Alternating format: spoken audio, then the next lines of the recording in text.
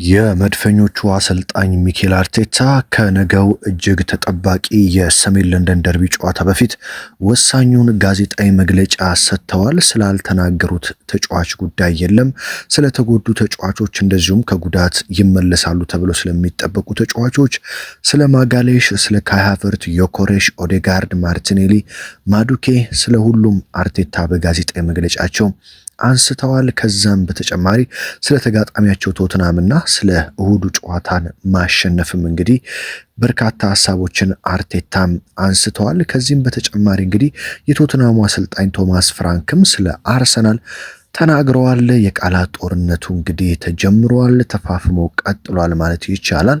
በሌላ በኩል የአርሰናሉ ሌጀንድ ቴሪ ሆነሪም ለአርሰናል ተጫዋቾች ከእሁዱ ጨዋታ በፊት ወሳኝ መልእክትን አስተላልፏል ማለት ነው። ስለ ጨዋታው እነዚህን ጉዳዮች እንግዲህ እንደተለመደው በአማረ መልኩ ወደ እናንተ እንግዲህ የማደርስ ይሆናል። ውድ አድማጭ ተመልካቾቼ አብርሃም ፍቅሬ ነኝ። እንግዲህ ይህንን ቻናል ሰብስክራይብ ሳታደርጉ ብዙ ጊዜ መረጃዎችን የምትከታተሉ አላችሁ። አንድ ጊዜ ሰብስክራይብ እንድታደርጉ በአክብሮት ጠይቃችኋለሁ። እንደተለመደው ደግሞ ይህ ቪዲዮ ለበርካቶች እንዲደርስ ላይክ እና ሼር በማድረግ እንድትጀምሩ እየጋበዝኳችሁ በቀጥታ እንግዲህ ወደ መረጃዎቹ ነው መወስዳችሁ። እንግዲህ አሰልጣኝ ሚኬል አርቴታ ከነገው ተጠባቂ ጨዋታ በፊት ትላንትና ምሽት በአርሰናል የልምምድ ማዕከል በሶብሃ ሪያሊቲ ማለት ነው ወሳኝ ሐሳቦችን አንስተዋል። እንግዲህ የመድፈኞቹ አለቃ ሚኬል አርቴታ ስለ ቡድኑ የጤና ሁኔታ፣ ስለ ካይ ሃቨርት፣ ማዱኬ፣ ማርቲኔሊ፣ ኦዴጋርድ እና ጋብሪኤል ጄሱስ እንደዚሁም ስለ ጋብሪኤል ማጋሌሽ እና ካላፊዮሪ በተጨማሪ ስለ ኢብሪች ኢዜም አንስተዋል ማለት ነው። በመጀመሪያ የጋዜጣዊ መግለጫቸውን ሲጀምሩ እንግዲህ አርቴታ ከማጋሌሽ ጉዳይ ነው የጀመሩት። ምክንያቱም ጋዜጠኞች እንደምታውቁት በሳምንቱ መነጋገሪያ ስለሆነው የማጋሌሽ ጥያቄ ነው አንስተውላቸው መግለጫው የተጀመረው።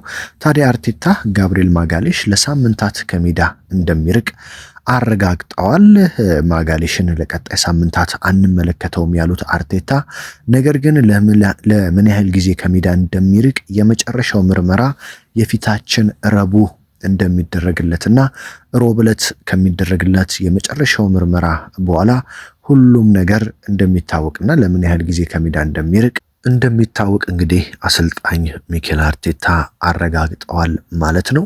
ታዲያ ያለ ማጋሌሽ መጫወት ምን ያህል ከባድ ይሆናል ተብሎ የተጠየቁት አርቴታ እያንዳንዱ ተጫዋች የራሱ ባህሪ አለው። ጋቢ በአመራርነቱ በብቃቱና በመከላከሉ ፍቅር የሚለይ ሲሆን ጉልበቱንና የሰውነት ኃይሉ በሜዳ ውስጥ ለቡድን ጓደኞቹ ያስተላልፋል። አሁን የሌለበት ቦታ ላይ ለሱ ማካካሻ ማድረግ አለብን። እናም ሁሉም ተጫዋቾቻችን የብቃቱን ደረጃ ከፍ በማድረግ በዚህ ቦታ ለመፋለም ዝግጁ መሆን አለባቸው።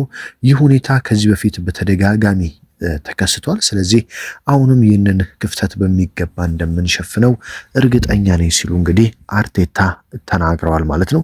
አምናም እንደምታስታውሱት ጋቢ በሌለበት ጨዋታ እንግዲህ በጃኮቭ ኪዮር አርሰናል ትልልቅ የሚባሉ የአውሮፓ ሻምፒዮንስ ሊግ ጨዋታዎችን ጨምሮ አድርጎ ድል ማድረጉም ይታወሳል። በመቀጠል ስለ ሪካርዶ ካላፊዮሪ ነው አርቴታ ያነሱት። እንደምታውቁት ካላፊዮሪ በጣሊያን ብሔራዊ ቡድን እያለ እንግዲህ ጉዳት ገጥሞት ወደ ለንደን ተመልሶ እንደነበረም ይታወቃል። ታዲያ አርቴታ እስካሁን ድረስ ሪካርዶ ካላፊዮሪ ከቡድን ጋር ልምምድ አላደረገም ብለው የተናገሩ ሲሆን ነገር ግን ቅዳሜ ማለትም ዛሬ ሌላ የልምምድ ክፍለ ጊዜ አለን። እሱ በዚህ ልምምድ ላይ የሚሳተፍ ከሆነና ለነገው ጨዋታ ዝግጁ የሚሆን ከሆነ ተመልክተን እንወስናለን ሲሉ እንግዲህ ካላፊዮሪ በእሁዱ ጨዋታ ላይ ላይኖር እንደሚችል ፍንጭ ሰጥተዋል ማለት ነው። እንደዚሁም አርቴታ ስለተጎዱ ተጫዋቾች ሲጠየቁ ለመመለስ ወደ ተቃረቡ ተጫዋቾች በግልጽ መመለስ አልፈለጉም። በተለይም ስለ ዮኬሬሽ፣ ስለ ማርቲኔሊ፣ ኦዴጋርድ እና ማዱኬ ሲጠየቁ ምን አሉ? ስለተጎዱ ተጫዋቾች ብዙ እንደምትጠይቁኝ ያውቃለሁ። ቪክተር ዮኬሬሽ፣ ካይ ሃቨርት፣ ጄሱስ፣ ማዱኬ፣ ማርቲኔሊ እና ኦዴጋርድ እሁድ ሊመለሱ ይችላሉ። ነገር ግን እነማን እንደሚመለሱ አልነግራችሁም ሲሉ እንግዲህ ሚስጥር መሆኑን ለጋዜጠኞች ነግረዋቸዋል ማለት ነው። ስለዚህ የአርሰናል ደጋፊዎች እኔንም ጨምሮ በነገራችን ላይ የትኞቹ ተጫዋቾች ወደ ሜዳ ይመለሳሉ የሚለውን በጉጉት ነው የምጠብቀው። ነገር ግን ልምምድ ወቅት ላይ ቪክተር ዮኬሬሽን ጨምሮ ማዱኬና ማርቲኔሊ ታይተዋል ኦዴጋርድን ጨምሮ። ስለዚህ ዮኬሬሽ ሊኖር ይችላል የሚሉ ግምቶች እየወጡ ነው። የማዱኬ የማርቲኔሊና ኦዴጋርድም እንግዲህ ያው ግምቶች ናቸው ልምምዱ ላይ ስለታዩ። አርቴታም እንግዲህ እነዚህ ተጫዋቾች ሊመለሱ ይችላሉ እሁድ፣ ነገር ግን እነማን እንደሆኑ አልነግራችሁም ሲሉ እንግዲህ ሚስጥር አድርገውታል ማለት ነው። ስለ ገብርኤል ጄሱስ ግን በደንብ ተናግረዋል። ስለ ጄሱስ ሲጠየቁ ምን አሉ? ባለፉት 2 ሳምንታት ለቡድኑ ያለውን ሁሉ ሰጥቷል። ሙሉ ብቃቱን መልሶ ለማግኘት በአንዳንድ ጨዋታዎች ላይ እንዲጫወት እድል እንሰጠዋለን። በስልጠናው ላይ እንግዲህ በልምምድ ወቅት ጥሩ ነበረ፣ ጥሩ መስሎ ነው የሚታየው። ሰውነቱም ሁሉም ነገሩም ወደ ሜዳ ሲመለስ ለኛ ትልቅ ተጨማሪ አቅም ይሆነናል ሲሉ እንግዲህ አሰልጣኝ ሚኬል አርቴታ ተናግረዋል ማለት ነው። እንደዚሁም ደግሞ ሌሎች ተጫዋቾችም ለመመለስ ከጫፍ ደርሰዋል። ስለዚህ ተዘጋጁ ሲሉ ለአርሰናል ደጋፊዎች መልእክት አስተላልፈዋል። የጉዳት ብዛትን በተመለከተ ከጋዜጠኞች ለተነሳላቸው ጥያቄ ደግሞ ጉዳት የማይቀር የእግር ኳስ አካል ነው። የጨዋታው መርሃ ግብር ከመቼውም ጊዜ በበለጠ የተጨናነቀ ሆኗል። በየ2 ቀንና በየ3 ቀን ጨዋታዎችን ለማድረግ እንገደዳለን። በተቻለ መጠን እንግዲህ ጉዳትን ለመቀነስ ብንሞክርም በሁሉም ሊጎች በሁሉም ሀገርና ክለቦች ብትመለከቱ ጉዳቶች በዝተዋል። ምክንያቱም ጨዋታዎች ስለበዙ ነው። ስለዚህ ከዚህ ሁኔታ ጋር ተላምደንና ተቋቁመን መቀጠል አለብን እንደ ዋንጫ ቡድን ሲሉ እንግዲህ አሰልጣኝ ሚኬል አርቴታ አንስተዋል ማለት ነው። እንደዚሁም ደግሞ አሰልጣኝ ሚኬል አርቴታ ስለ ነገው ተጠባቂ የሰሜን ለንደን ደርቢ ጨዋታ ሲያነሱ ይህ ሙሉ ለሙሉ የተለየ ጨዋታ ነው። ትልቅ ከተማና ኃይለኛ ፉክክር ስሜት አለው። እኛ የበላይ ለመሆን የምንፈልገው የለንደን ቡድን ነን። እነሱም በተመሳሳይ የበላይ መሆን ይፈልጋሉ። ባለፉት ዓመታት የኃይል ሚዛኑ ተቀይሯል። ነገር ግን ይህ ጨዋታ ልዩ ይሆናል።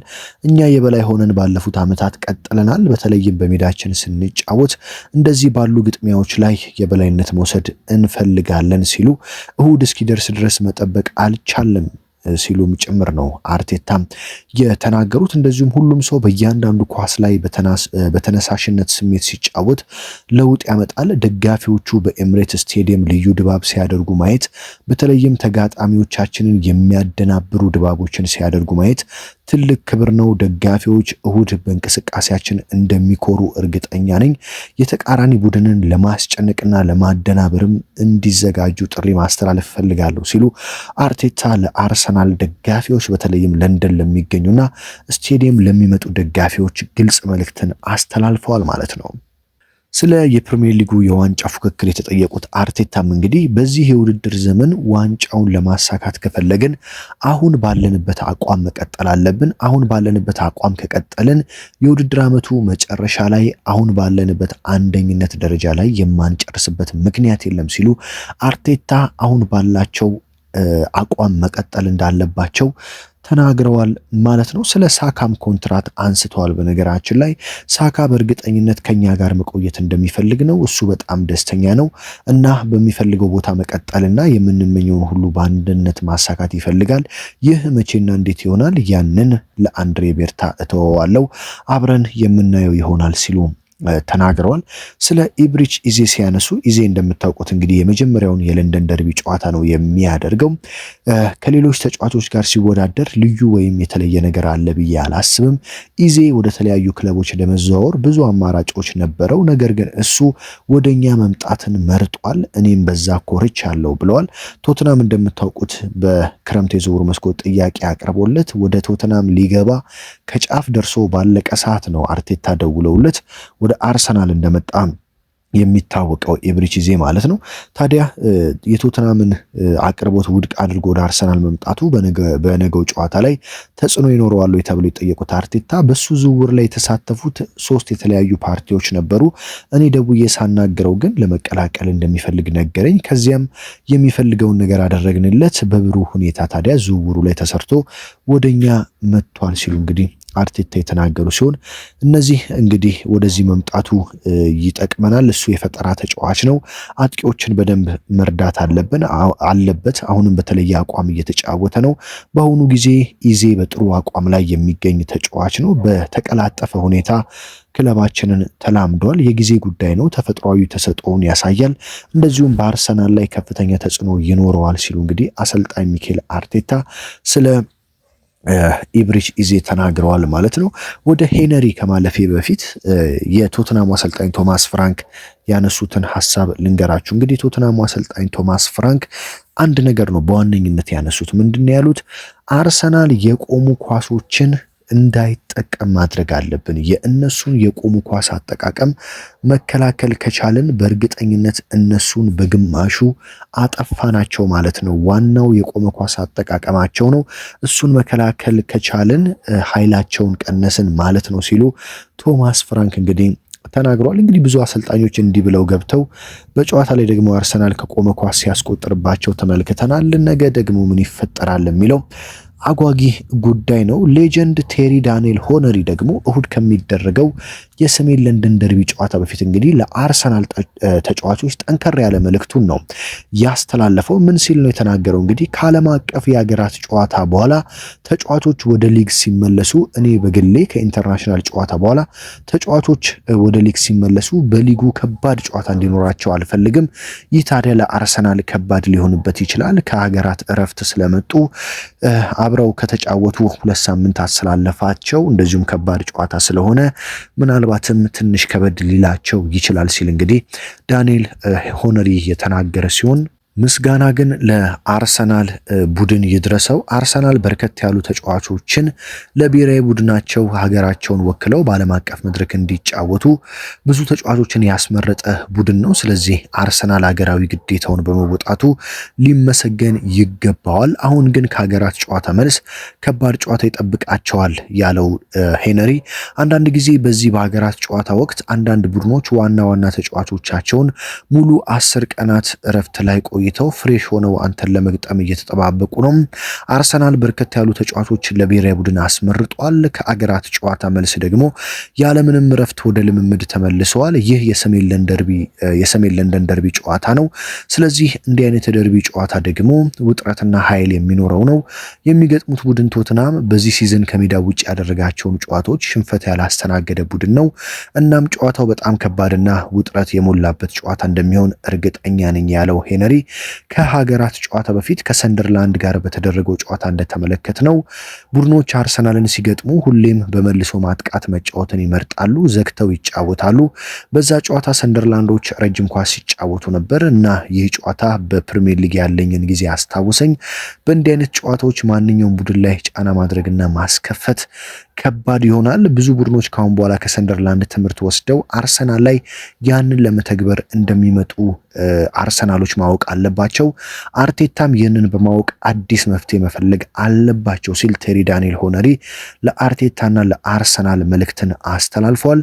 እንደዚሁም ደግሞ ሰንደርላንዶች በጨዋታ ላይ የተገብሩት የነበረው ማንኛውም የቆመ ኳስ፣ የቅጣት ምት፣ የጅሮራ ወይም ከጎል የሚላኩ ረጃጅም ኳሶችን በመጠቀም ውጤት ይዘው መውጣት ነበር ፍላጎታቸው። እናም እነዚህን ከቆሙ ኳሶች ወደ ሳጥን ውስጥ የሚጣሉ እያንዳንዱ ኳሶችን ማሸነፍ ከቻልክ ሳጥን ውስጥ ከጅሮራም ሆነ ከቅጣት ምት የሚሻገሩ ኳሶችን ካላሸነፍክ እንዲህ አይነት ሲስተም የሚተገብሩ ቡድኖች ጨዋታውን ያከብዱብሃል፣ ይፈትኑሃል።